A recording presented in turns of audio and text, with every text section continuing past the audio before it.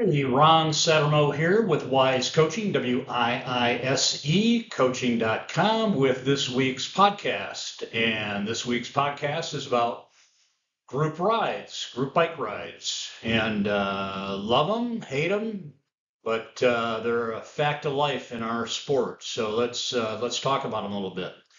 First of all, what's a group ride?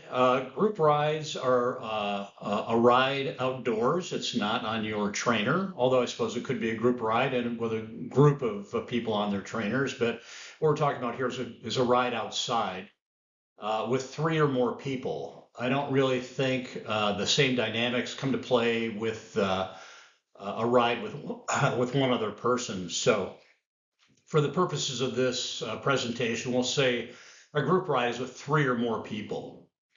And it's got its goals, and you'll need to consider these. And it's not that they can't be combined, but generally group rides are either social, meaning that you're together in a group on this ride, and it's more about chatting and catching up with each other than it is about training. A training ride is more of a serious ride, I would say, and something that you're going to do to hit certain objectives. You'll be doing like a tempo ride, or you'll be doing intervals on your ride, that kind of thing. Maybe even a competition during your ride. So that sort of sets the stage for group rides. Okay, so what about the pros and cons of group rides? One of the major pros, I think this is really the main pros, that it's more fun. It's more motivational when you've got other people to ride with. So that's a big one. And frankly, I've made a lot of my triathlon friends on group rides. I've gotten to know a lot of people that are still in my life now that I've been acquainted to 30 years ago. It can be safer for sure, because now instead of just one set of eyes, watching out for traffic conditions, things on the road, now you've got more sets of eyes. And then the other thing that is a pro for sure is competition. If you're out there riding on your own or training on your own in any sport, I suppose, the motivation may not always be there, but when you're on a group ride, you can definitely get motivated. Onto the cons, can be less safe. And obviously, the one here that's uh, that's the biggest problem is not knowing what the other riders are going to be doing, um, cutting each other off accidentally, not calling things out. That can cause the ride to be less safe in a group. Competition, while it's a pro, it can also be a con. So, as you know, I'm a TriDot coach, and I'm a huge believer in zone two training. And if you've got a zone two ride that day and the group decides they want to ride zone three, zone four, that's not a good thing for your training plan. And then last but not least is, does the ride coincide with your training plan? So if you've got, a couple of intervals that you need to do, and the group is going all out, and your training plan looks very different from the group ride, that can set you back in your training and your progress towards your triathlon goals. Here we're talking about safety, and safety is always a priority. It's not just a priority in our cycling. It's a priority in our swimming, biking, and running. So it's not specific to this. This illustration or this photograph you've got on the slide here is my helmet after I crashed on the Queen K a couple of weeks ago, which, by the way, was not in a group ride. I definitely can't blame that scenario on a group ride. I was riding with my girlfriend, and going from bright light to shade, I just didn't see a lava rock that was in the road, and I hit it and landed on the back of my head. Got a concussion. Of course, you can see that my helmet is destroyed, but not from a group ride. But group rides do require caution. It requires some planning, I believe, is the best way to keep it safe. Precautions when we'll talk about here coming up in a minute. I like sharing the rules amongst the riders. it's not a bad idea, particularly when you've got new riders to a group to, lay down the rules that you want everybody to abide by on the ride. If it's the same, group of 4 or 5 people that you ride with every single week, obviously you don't need to do this every week. But if you've even got one person that's new to the group, it's really a good idea, I think, to kind of lay down the rules and say, hey, this is how we ride in this group. All right, so here's some ideas for you pre-ride. Okay, so imagine, a group of people, say, 6 to 20. Before the ride, if you can kind of huddle up a little bit, and sometimes we do this with a little prayer, but in addition to that, it'd be good to talk about the rules. Review the rules. What are we going to do? And we'll talk about some of those rules here in a minute. But just to kind of reiterate, here's how we ride. Here's how we, maintain our safety for all of us. Make sure you check your bike out. You should do this every single time, whether you're in a group ride or not. Check your brakes. Make sure that there's nothing rubbing. Make sure the brakes are, adequately set. Your bike lights, those are obviously critical. And, just make sure that the bike is in good working order before you go out. Choose your course ahead of time.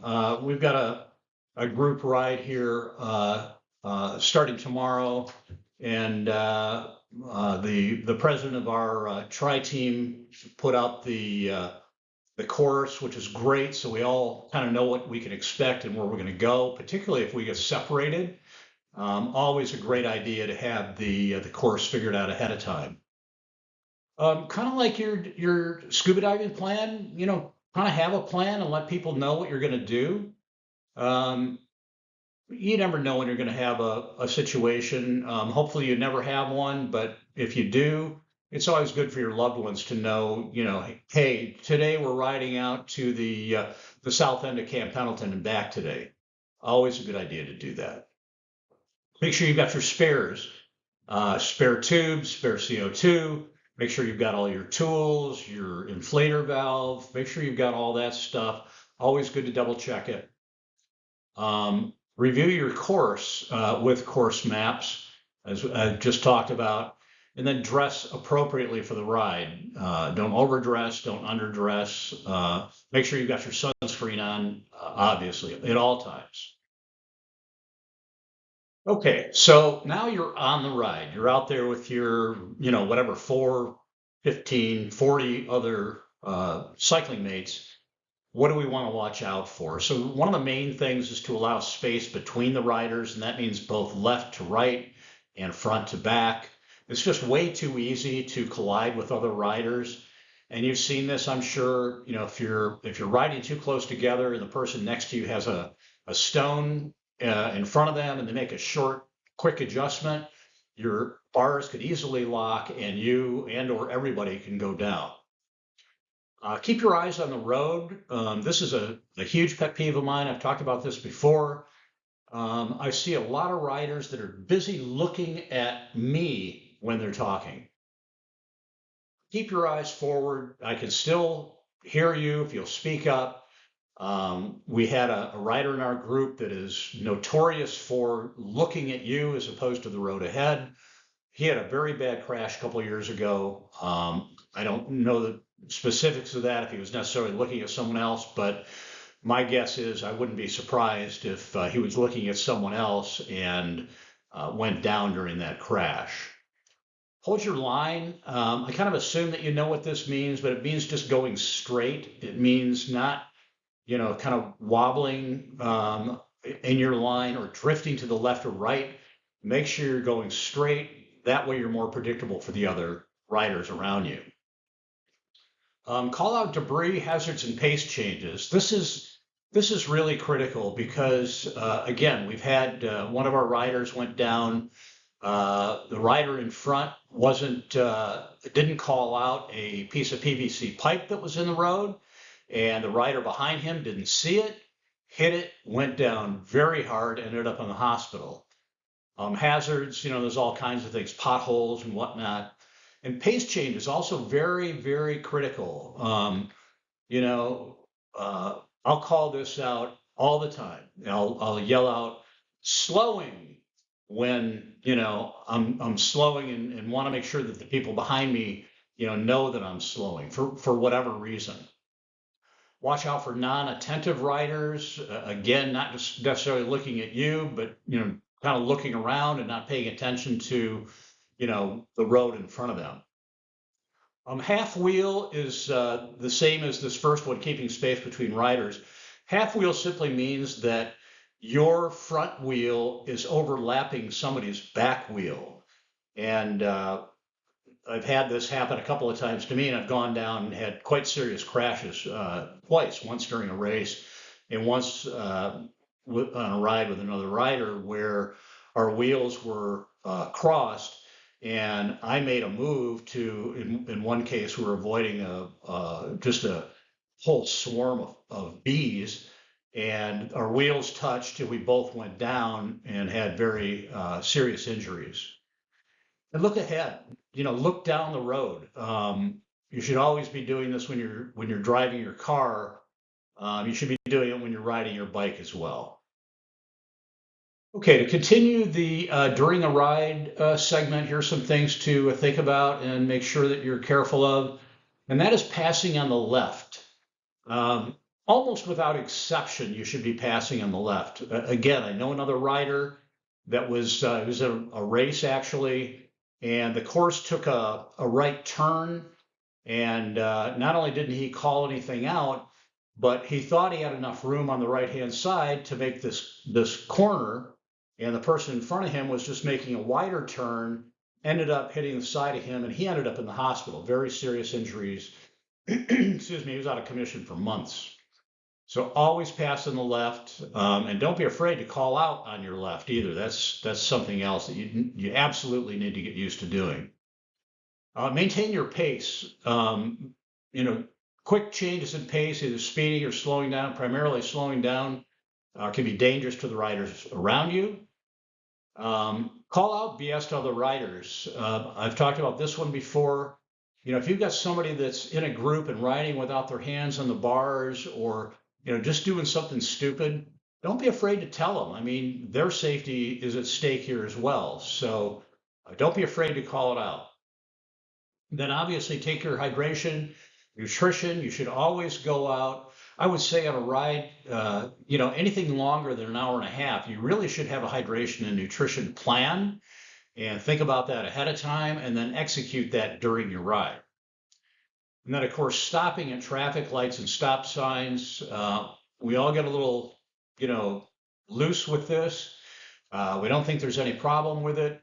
Thankfully, in a way, in a town south here, San Clemente, the police are really watching out for this. They will ticket riders if they roll through stop signs, and that's probably a good thing. It's an annoyance as a rider, but it's probably a good thing. It's safer for everybody because then we really watch it when we come to those intersections.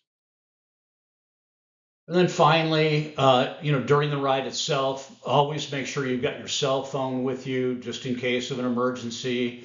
It could be something as simple as, you run out of spares and nobody in the group has any extras. So you should always have your cell phone with you. Bring some cash, bring credit cards, and then bring identification and your insurance card with you as well. It's one of those things where you always, you hope for the best, but you have to plan for the worst. So, make sure you're well prepared. You've got these things with you, and you're ready for the worst, but hoping for the best.